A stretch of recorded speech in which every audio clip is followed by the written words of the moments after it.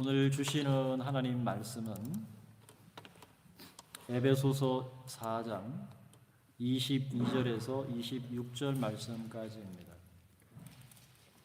에베소서 4장 22절에서 26절 말씀까지. 22절에서 24절입니다. 죄송합니다. 22절에서 24절. 우리 다 같이 한 목소리로 합독을 하겠습니다. 시작. 너희는 유혹의 욕심을 따라 썩어져가는 구습을 따르는 옛 사람을 벗어버리고 오직 너희의 심령이 새롭게 되어 하나님을 따라 의와 진리의 거룩함으로 지으심을 받은 새 사람을 입으라. 아멘.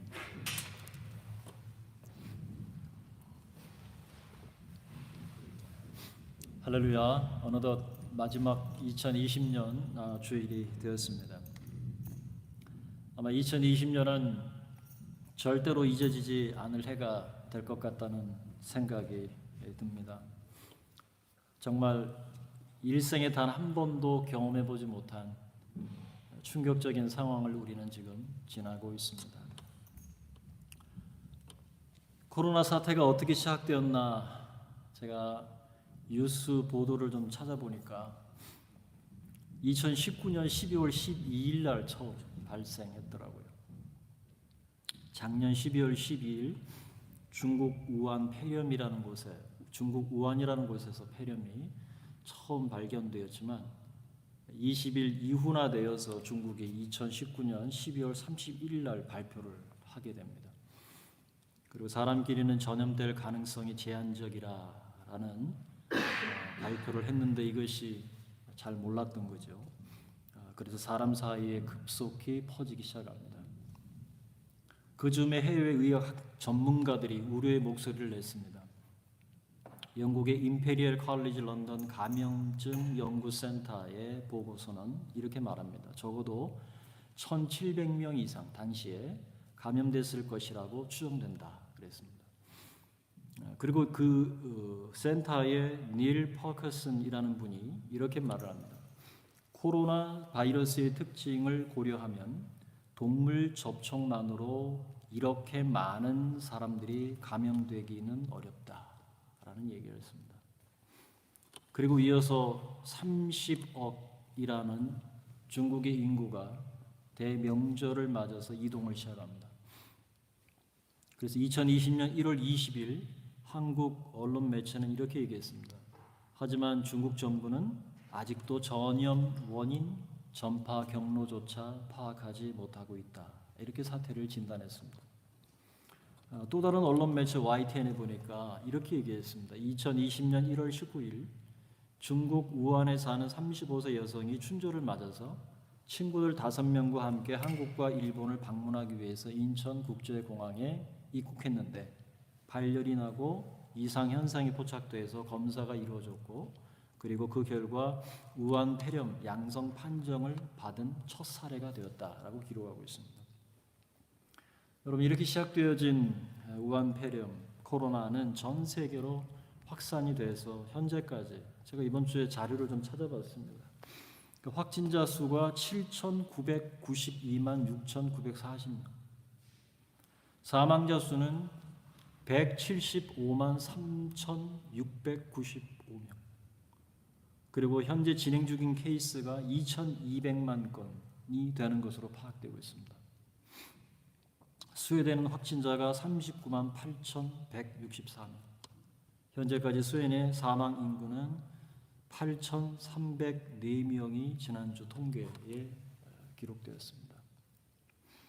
우리 교회는 코로나 발생으로 3월 8일, 그러니까 올해 2020년 3월 8일 주일부터 영상 예배로 전환을 했습니다. 반가운 얼굴을 보지 못하고 그리고 교제하고 함께 떡을 떼는 성찬도 제대로 나누지 못한 지도 10개월이 되어가고 있고 무엇보다 교회에 모두 모여서 마음껏 예배할 수 없는 이러한 상황들이 정말 안타깝습니다. 이동이나 여행도 마음대로 할 수 없는 상황이고 정말 정다운 친구들도 우리가 만나기 쉽지 않고 우리가 가끔 여유 있게 카페에 앉아서 커피 한잔 하는 것도 힘에 겨워지고 외식하는 것, 쇼핑도 편하게 할 수 없는 상황입니다. 이런 일들 통해서 우리는 그동안 평범했던 우리의 일상들이 얼마나 소중했던가 하는 것을 되돌아보게 되었습니다. 이런 어려운 상황에도 잘 대응해서 우리가 예배를 드리지 못하는 성도가 없도록 그동안 우리 운영위원들 수고와 노력을 아끼지 않았습니다. 얼마나 고맙고 감사한 일인지 모르겠습니다. 교육부서에서는 영상으로 드리는 여름 성경학교를 준비해서 잘 진행했습니다. 그렇지만 중고등부나 청년부 수련회가 취소되었던 것이 참 아쉽고 미안한 마음이 있습니다. 한편 뜻깊은 일도 있었습니다. 코로나 사태로 인해서 재정적 어려움을 겪는 선교 현장의 선교사님들 그리고 목회자에게 단기간이지만 후원할 수 있었던 것, 그리고 조금 전에 우리 신지한 집사님이 기도해 주신 것처럼 우리가 함께 만들어가는 성탄 행사로 그리스에 있는 난민촌의 어린이들에게 우리가 사랑의 아이들 손으로 편지도 쓰고 선물도 조그맣게 보내고 또 옷들을 전부 모으고 또 거기에 우리 모든 성도가 마음을 모아서 참여했던 일, 함께 만들어가는 성탄, 정말 쉽지 않은 상황이었지만 정말 잘 할 수 있었던 이런 일들이 얼마나 감사한지 모르겠습니다. 쉽지 않은 상황이었지만 교회가 재정적으로 큰 어려움은 겪지 않았던 것, 이러한 뜻깊은 일들이 잘 진행되도록 우리 연보를 넘치게 드린 모든 성도들에게 감사의 마음도 전합니다. 우리 모든 가정에, 우리 모든 가정 한 사람 한 사람 그리고 한 자녀 모든 자녀들에게 우리 주님의 풍성한 은혜가 가득 넘치기를 진심으로 축복합니다. 올 초에 우리 교회는 표어를 새로운 마음, 새로운 교회라고 정했습니다. 그리고 이제 마지막 주일의 말씀을 제가 준비하면서 이 표어에 대해서 한번 생각해 보았습니다. 2020년 한 해 우리는 새로운 마음이 되었는가? 그리고 새로운 교회가 되었나? 정말 힘겨웠던 한 해 동안 이전에 경험해보지 못한 새로운 환경을 우리는 경험했고, 그리고 당연한 것으로 여기던 우리 일상이 이토록 간절하고 소중한 것이었다는 사실을 깨달았다라고 하는 측면에서 새로운 교회를 우리가 경험했다고 할 수 있을까? 그렇다면 나는 목표를 정하고 그리고 성도들과 나누기 위해서 어떤 말씀에 내 에너지와 시간을 쏟았는가 되돌아보는 시간을 가지게 되었습니다. 그래서 제가 한 해 동안 증거했던 모든 말씀들을 하나씩 열면서 기억을 더듬고 또 어떤 말씀들을 전했는가, 그러면서 그때 문득 바울의 말씀을 떠올리게 되었습니다. 바울은 자신의 영적 아들 디모데에게 말을 했죠. 디모데후서 3장 13절 14절에 악한 사람들과 속이는 자들은 더욱 악하여져서 속이기도 하고 속기도 하나니 그러나 너는 배우고 확신한 일에 거하라 라고 디모데에게 한 말씀, 이 말씀을 묵상하면서 제 자신에게 자문해 보게 되었습니다. 나는 무엇을 가르쳤는가? 그 가르친 말씀을 성도들은 잘 배웠을까? 그리고 그 배움에 대해서 지금 확신 가운데 머물고 있을까? 그렇다면 정말 감사한 일이죠. 정말 감사한 일입니다.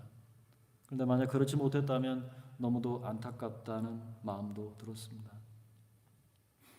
지난 어느 때보다 올 한 해 제 개인적으로 말씀에 깊이 몰두했습니다.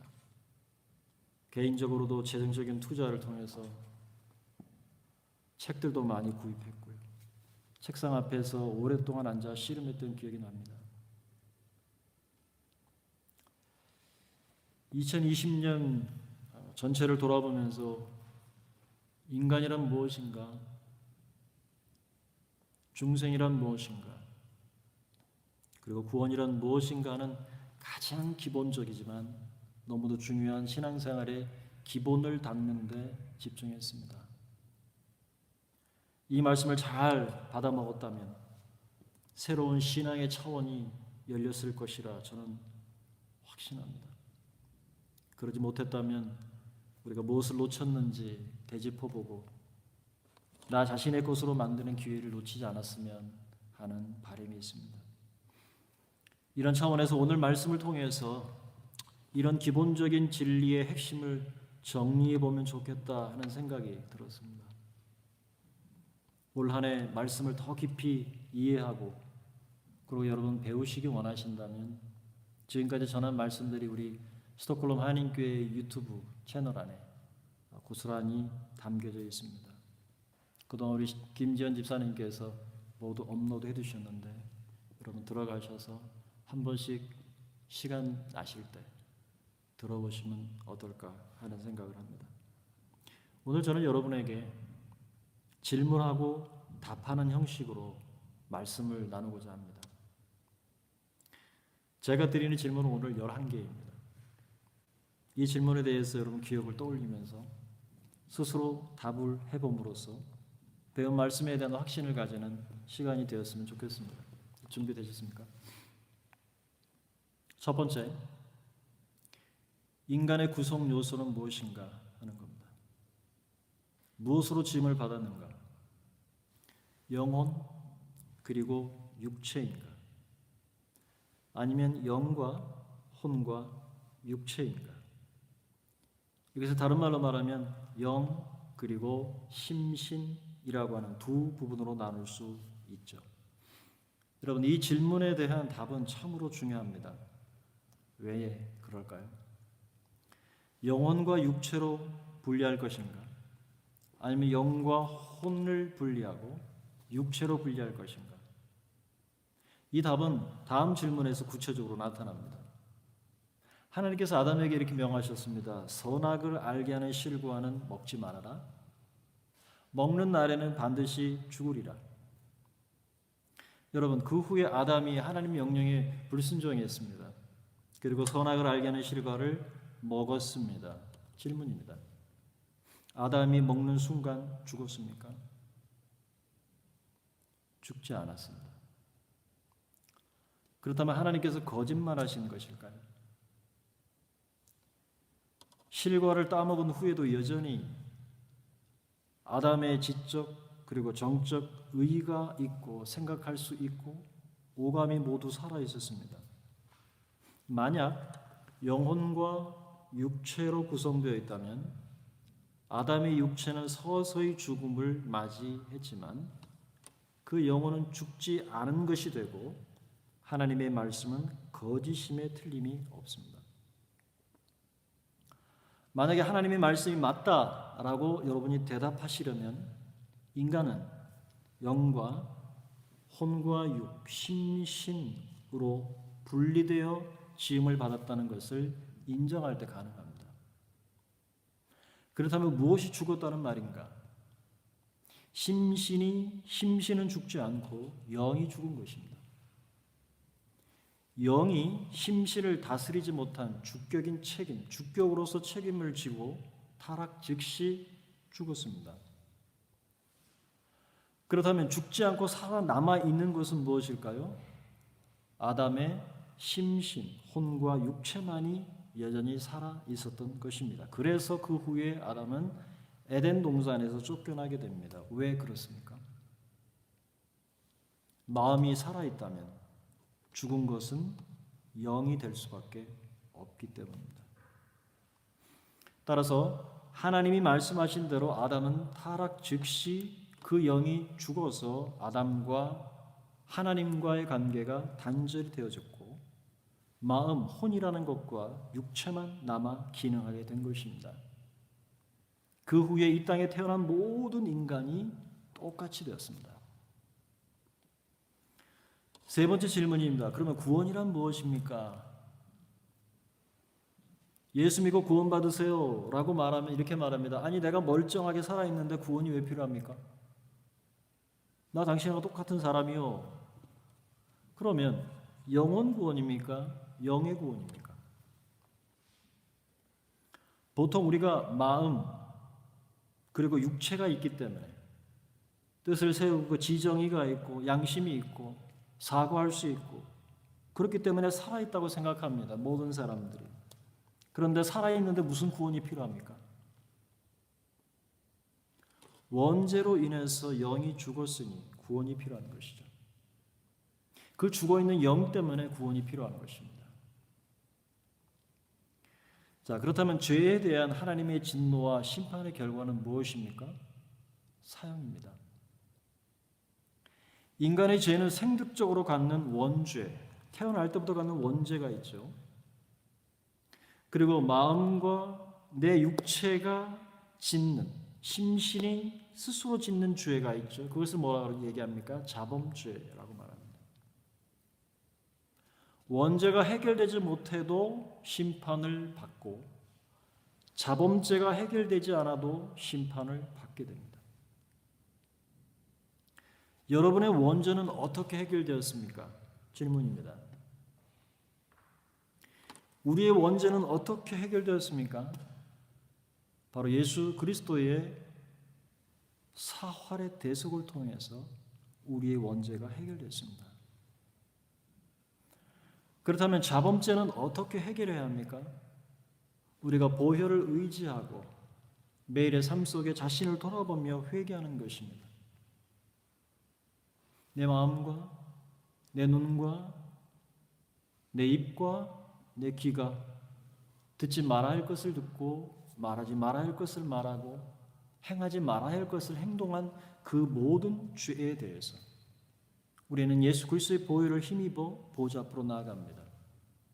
그렇잖아 매일 사단 우리를 송사합니다. 너 같은 죄인, 너는 이러이러한 죄를 지었잖아. 우리를 그 죄의 사슬로 칭칭 감아냅니다. 그래서 이 자범죄는 바로 예수 그리스도의 보혈을 의지하고 우리가 매일 하나님 앞에 나아가는 것입니다. 예수님께서 디모데에게 말씀하셨죠. 사람이 물과 성령으로 거듭나지 아니하면 하나님의 나라에 들어갈 수 없느니라. 여러분, 거듭난다, 중생한다는 말의 의미는 무엇일까요? 영혼이 거듭남이 아닙니다. 영의 거듭남. 영이 다시 태어나는 것입니다. 심신을 가지고 있지만, 혼과 육체를 가지고 있지만 아담의 타락으로 죽었던 그 영이 다시 살아나는 것을 거듭났다, 중생했다라고 말합니다. 여러분, 그렇다면 어떻게 우리가 거듭날 수 있을까요? 바람이 임의로 부는 것처럼 오직 하나님의 은혜로 주어지는 것입니다. 언제 거듭났는지 아무도 알지 못합니다. 이것을 알려고 하는 것 자체가 문제가 발생합니다. 그래서 선물입니다. 그래서 자랑하지 못하는 것입니다. 요한복음 1장 12절 13절에 보니까 영접하는 자 곧 그 이름을 믿는 자들에게는 하나님의 자녀가 되는 권세를 주셨으니 이는 혈통으로나 육정으로나 사람의 뜻으로 나지 아니하고 그러면 오직 하나님께로부터 난 자들이니라 라고 말씀합니다. 하나님께로부터 무엇이 난다는 말입니까? 그 죽었던 영이 난다는 것. 다시 태어난다는 것이죠. 그럼 제가 6번째 질문을 여러분에게 드리겠습니다. 그렇다면 중생한 사람의 영이 죄를 지을 수 있습니까? 중생했다면서 어떻게 죄를 지을 수 있을까요? 믿고 구원을 받았는데 그 받은 자가 여전히 거짓말하고 사기치고 죄 짓는 것을 그러면 우리는 어떻게 설명해야 합니까? 만약 영혼이 중생했다면 왜 여전히 죄를 짓고 있는 걸까요? 이것은 영이 거듭나고 구원받은 것이지 나의 마음, 혼까지 거듭나고 구원받은 것이 아닙니다. 중생자의 영은 죄를 짓지 않습니다. 짓지 못하도록 되어 있습니다. 그러면요, 중생한 자라도 죄를 짓는 것은 그의 마음과 육체가 죄를 짓는 겁니다. 영이 아닙니다. 심신이 짓는 죄는 자범죄이죠. 그래서 사활의 대속을 믿고 죄를 철저하게 회개해야 합니다. 다시는 그 심신에게 져서 마음과 육체의 소욕에게 져서 죄의 노예가 되지 않도록 우리를 새로운 피조물로 빚으신 것입니다. 7번째 질문입니다. 인간이 그러면 어떻게 의롭게 될 수 있습니까? 율법을 통해 의롭게 될 수 있을까요? 아니면 인간의 착한 일을 행하는 것과 그 행위를 통해서 의롭게 될 수 있을까요? 아닙니다. 인간은 의롭지 않습니다. 인간에게는 의가 없습니다. 하나님과 영이 단절돼 버린 인간은 전적으로 부패해 버렸습니다. 그렇다면 이제 율법 외에 하나님의 의가 나타났습니다. 여러분, 하나님 편에서 준비하신 그 의는 누구를 지칭하는 것입니까? 예수 그리스도입니다. 하나님께서 예수 그리스도를 세상에 보내주신 거죠. 그럼 인간은 어떻게 의롭게 될 수 있습니까? 바로 예수 그리스도를 믿음으로 의롭게 되는 겁니다. 예수 그리스도께서 그러면 우리를 위해서 하신 일은 무엇입니까? 첫째는 대신 형벌을 받으셨습니다. 두 번째는 대신 율법의 요구를 모두 이루셨습니다. 그리고 세 번째는 대화친, 대신 화목제물이 되셔서 하나님의 어린 양으로 십자가에 피 흘려 죽으시고 다시 부활하심으로 말미암아 그것을 믿는 자를 하나님이 의로우신 것처럼, 공의로우신 것처럼 그 믿는 자 또한 의롭게 여겨주셨습니다. 그래서 우리가 비로소 하나님 앞에 의를 덧입게 되는 것입니다. 9번째 질문입니다. 그러면 드디어 우리는 이 의로 말미암아 하나님과 화평을 누릴 수 있게 되었습니다. 어떻게 우리가 하나님과 화평을 누릴 수 있게 되었을까요? 우리의 원죄는, 우리가 생득적으로 가지고 태어난 이 원죄는 예수 그리스도의 사활의 대속으로 해결이 되었습니다. 완전히 해결된 겁니다. 죽었던 영이 살아 중생하는 순간 내 영 안에 하나님의 성령이 거하시게 되는 겁니다. 그러니까 우리 영이 살아났다는 것은 그분을 인식하게 되고 그분의 말씀에 반응하게 되고 그분의 뜻에 순종하도록 나아가게 만드는 것은 내 안에 성령이 계시게 됩니다. 영이신 하나님 앞에 나아갈 수 있기 때문에 비로소 우리는 하나님과 화평을 누릴 수 있는 존재가 된 것입니다.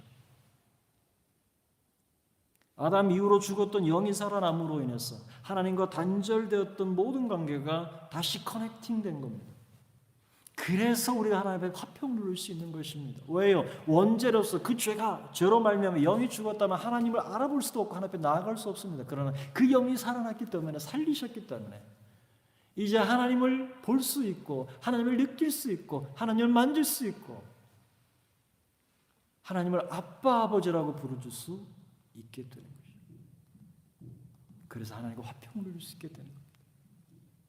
그 두려웠던 하나님이 어느새 내게 아버지가 되시고 나의 사랑이 되시고 나의 위로가 되시는 그 안에 풍성한 하나님 안에 그 은혜들을 누릴 수 있는 화평이 우리 가운데 주어진 것입니다.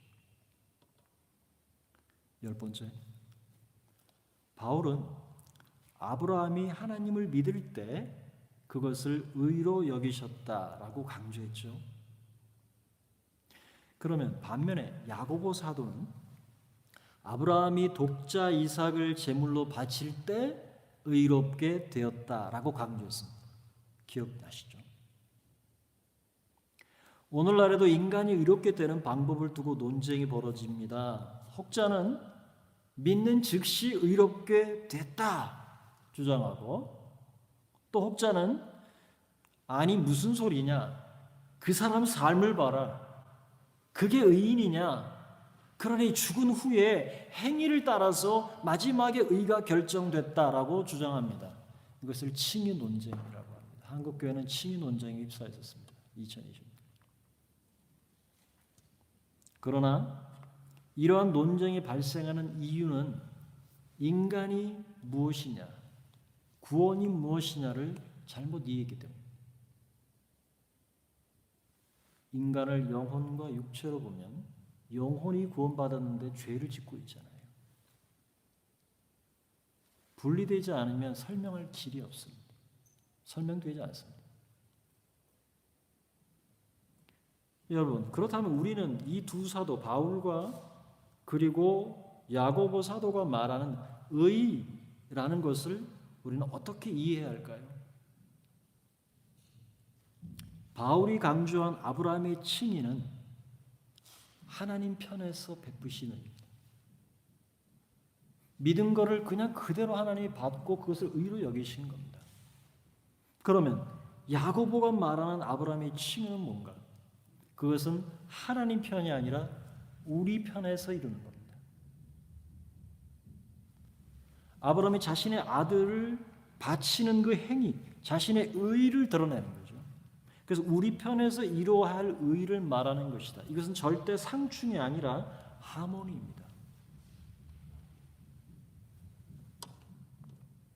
이것을 달리 말하면 믿음으로 얻는 구원과 그리고 행위를 통해서 이루어가는 구원입니다. 첫째는 기본 구원입니다. 하나님 편에서 준비하셨기 때문에 기본적으로 받는 구원, 그것이 은혜요 선물이요 감사한 일이죠. 그 남겨진 그 무엇은, 그 행위는 무엇이냐? 바로 우리가 성화를 통해서 거룩하게 되어가는 과정을 통해서 누구처럼요? 예수 그리스도처럼. 그것을 누가 이루냐? 하나님이 이루지 않습니다. 하나님이 여러분을 그렇게 이루시지 않습니다. 누가 이루냐? 내 자신이 이루는 겁니다. 그래서 그것을 성화라고 합니다. 그것을 함께 건설해가는, 그래서 건설한다는 말로 건설구원이라는 표현을 씁니다. 이것이 바울이 말하는, 바울이 아브라함이 하나님을 믿음으로 받는 의를 기본 구원에 해당하는 것이고, 야고보가 자기의 아들 이삭을 하나님 앞에 바치는 그 행위는 인간 편에서 드리는 이루어가는 성화, 건설의 구원이 되는 것입니다. 이 두 개를 헷갈린다. 10번째, 그렇다면 이러한 건설 구원을 이루기 위해서 먼저 선행이 되어야 할 것이 있습니다. 그게 무엇일까요? 힌트는 소아시아 7교회 중에 맨 마지막 라오디게아 교회에게 주는 메시지 속에 있습니다. 눈치채셨죠? 3장 20절에 뭐라고 말합니까? 볼지어다 내가 문 밖에 서서 두드리노니 누구든지 내 음성을 듣고 문을 열면 내가 들어가 그로 더불어 먹고 그는 나로 더불어 먹으리라 라는 메시지입니다. 여러분, 그렇다면 문은 어떤 문을 의미할까요? 목사님, 성경이 믿는 자는 하나님의 성전이라 하지 않았나요? 네, 그렇습니다. 그렇다면 내 안에 성령이 계시는 것이 아닌가요? 계십니다. 그런데 문을 또 열 필요가 있나요? 그렇습니다. 중생한 자의 마음의 문입니다. 내가 중생하는 순간 내 영의 성령께서 영원히 함께 거하십니다. Forever. 그 영은 자기가 지옥에 가고 싶어도 갈 수 없는 존재가 된 겁니다. Untouchable. 하나님의 영역입니다. 그러면 이곳이 성전으로 말하면 지성소와 성소 중에 지성소에 해당합니다. 그럼 마음의 문이란 무엇일까? 말 그대로 마음의 문입니다. 심, 곧 혼적인 요소입니다. 내 마음, 뜻, 감정, 의지, 사고, 그 하는 내 혼의 방, 내 마음의 방은 꼭 닫혀 있기 때문입니다. 내 자유의지의 문. 여러분, 내 마음을 누가 다스린다는 말입니까? 하나님도 못 다스리십니다. 하나님은 인격자이시기 때문에 하나님은 브레이크하지 않습니다. 우리를 존중하시죠. 내가 다스리는 겁니다. 우리 각자가 다스리는 겁니다. 내 마음을. 내가 문을 열어드려야 열릴 수 있어요. 그 문은 안쪽에 있으니까 손잡이가 안쪽에서 열어드려야만 문이 열려요. 그러니까 주님이 문 밖에서 두드리는 거예요. 그러면 나와 더불어 먹고 너는 나와 더불어, 내가 너와 더불어 먹겠다. 요나를 기억하시나요? 마음의 문을 열고 내 의지와 감정과 뜻을 굽히고 하나님의 뜻을 따르지 않으면 그분이 하나님이시라도 행하실 수 없습니다. 성령이 안에 거하셔도 불가능합니다. 왜요? 하나님은 강압적으로 문을 열지 않기 때문에 그렇습니다. 내가 문을 열지 않으면 하나님도 어쩔 수 없습니다. 예수님이 겟세마네 동산에서 기도하시던 것을 여러분 기억하시죠? 내 뜻대로 마시고, 그게 내 뜻이 뭡니까? 예수님의 혼적인 요소입니다. 이게 내 뜻입니다. 나는 피하고 싶다는 겁니다. 하기 싫다는 겁니다. 그 잔을 마시고 싶지 않다는 겁니다. 그게 예수님의 마음이었습니다. 그런데 그것을 꺾고 어떻게 합니까? 자신의 뜻을 굴복시키고 내 뜻대로 마시고 아버지 뜻대로 하십시오 라고 되니까 순종의 결과로 하나님이 영광을 받으시고 예수님이 순종함으로 그 대속을 이루어 가신 것입니다. 여러분, 중생하는 것, 곧 기본 구원은 하나님 편에서 은혜로 주신 것이라면 건설 구원은 내 편에서 이루어가는 구원입니다. 그거에 대한 책임과 그거에 대한 의무가 각자에게 있습니다. 그래서 마음의 문을 열어서 주님께서 나와 더불어 먹고 마시며 함께 동역하는, 함께 그 건설 구원을 성공적으로 이루어갈 수 있게 되는 것입니다. 그러나 내 마음을 여전히 닫고 열지 않으면 그냥 내가 하고 싶은 대로 사는 거죠. 근데 그건 책임이 따라요. 주님 우리에게 자발적 순종을 원하시죠. 그러니까 그 마음을 움직여야 돼요. 마음을 다스려야 돼요.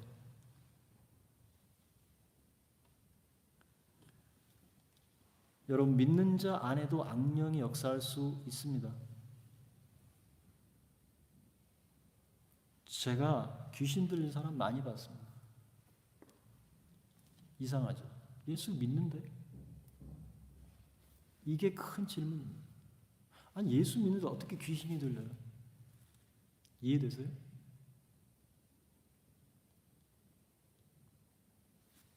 그 마음의 귀신들. 그러니까 예수의 이름으로 쫓아내는 거예요. 그리고 그 마음방을 열심히 청소해야 돼요. 그게 복음서에 나오잖아요. 그죠? 그 마음을 열심히 닦아내야 돼요. 그걸 통해서 우리 악성이 있어요. 악한 성격이 있잖아요. 우리가 타고난 그 악한 성향을 우리는 바꿔야 돼요. 누가 바꿔주지 않아요. 또 악한 습관이 나와요. 악습이죠. 우리 속에 있어요.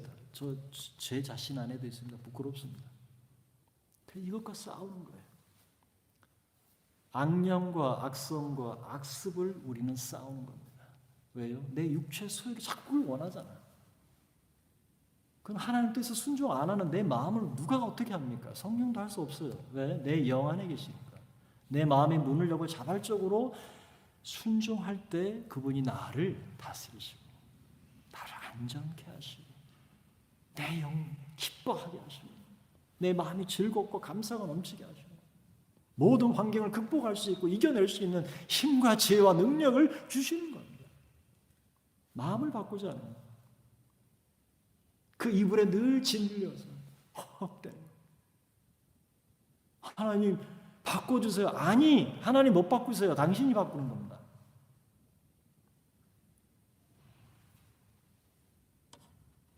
마지막 질문입니다.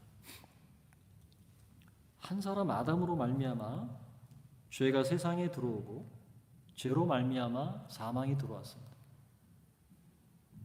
모든 사람에게 사망이 왕노릇하고 있습니다. 질문합니다. 여러분은 아담과 연합된 사람입니까? 지금. 아니면 예수 그리스도와 연합된 사람들입니까? 예수 그리스도와 연합된 사람들입니다. 그렇다면 이제 여러분은 옛사람 아담과 관계가 있을까요? 없을까요? 아무런 관계가 없게 됐습니다. Never, ever. 이제부터 여러분은 아담과 연합된 자가 아닙니다. 여러분, 이게 얼마나 놀랍고 크고 놀라운 하나님의 은혜인지 모릅니다. 우리를 그렇게 만드신, 우리를 그렇게 알아듣도록 하신 여러분 모르겠습니다. 저는 그렇습니다. 얼마나 하나님 앞에 이것에 대해서 깊이 감사합니다. 부끄럽지만 목사가 30년 사역하다가 뒤늦게 이렇게 하나님 앞에 이렇게 다시 한번 은혜를 깊이 감사하며 하나님 앞에 머리를 조아릴 수밖에 없습니다. 여러분, 여기까지가 제가 한 55주 동안 말씀을 전한 걸 대충 이렇게 정리를 해보니까 큰 가닥이 이렇게 잡히더라고요. 제가 설교를 통해서 가르쳤던 말씀의 결론부입니다. 예수 그리스도를 통해서 우리는 드디어 새 생명 안에서 왕노릇하게 되었습니다. 다시는 우리는 옛사람이 아닙니다. 새 사람이요, 새 피조물입니다. 이거는 기분이 아닙니다. 기분에 따라서 업앤다운 할 일이 아닙니다. 확신 가운데 거해야 될 일입니다. 결코 흔들려서는 안 되는, 흔들릴 수 없는 하나님의 은혜. 여러분, 배우고 확신한 일에 거하시기 바랍니다. 이것을 아무도 여러분 흔들지 못하도록 여러분 잘 그 안에 머물러 계셔야 됩니다. 저는 앞으로 계속 나갈 겁니다. 그러나 여러분 배우고 확신한 일에 거할 수 있기를 바랍니다. 그런 마음을 가지고 오늘 본문 말씀을 천천히 보세요. 너희는 유혹의 욕심을 따라 썩어져가는 구습을 따르는 옛 사람을 벗어버리고 오직 너희의 영이 새롭게 되어 하나님을 따라 의와 진리의 거룩함으로 지으심을 받은 새 사람을 입으라. 사랑하는 여러분, 이제부터 하나님께서는 예수 그리스도를 통해 나를 새로운 피조물로 보실 것입니다. 옛 사람은 죽었습니다.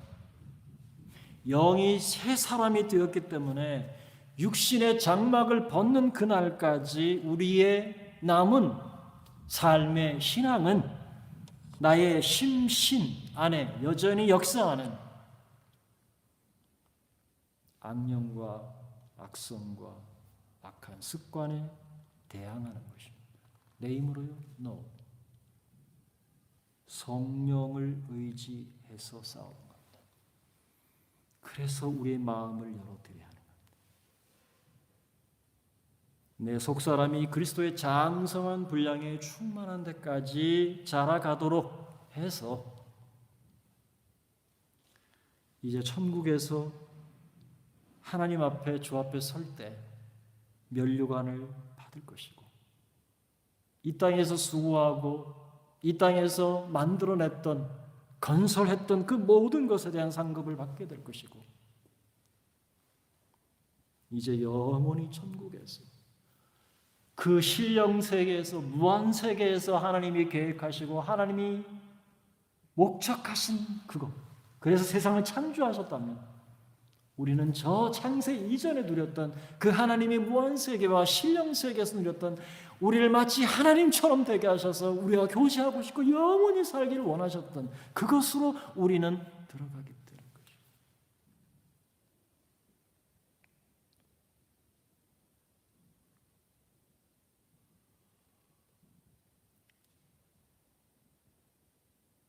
우리는 이제 영원히 천국에서 영생을 맛볼 것이며 그것으로 인해서 우리가 기뻐하고 2020년 새로운 마음, 새로운 교회 우리를 인도하신 그 하나님 앞에 우리 감사드리면서 이제 며칠 남지 않은 한 해를 여러분 마무리하는 저와 여러분 될 수 있기를 주님의 이름으로 축원합니다.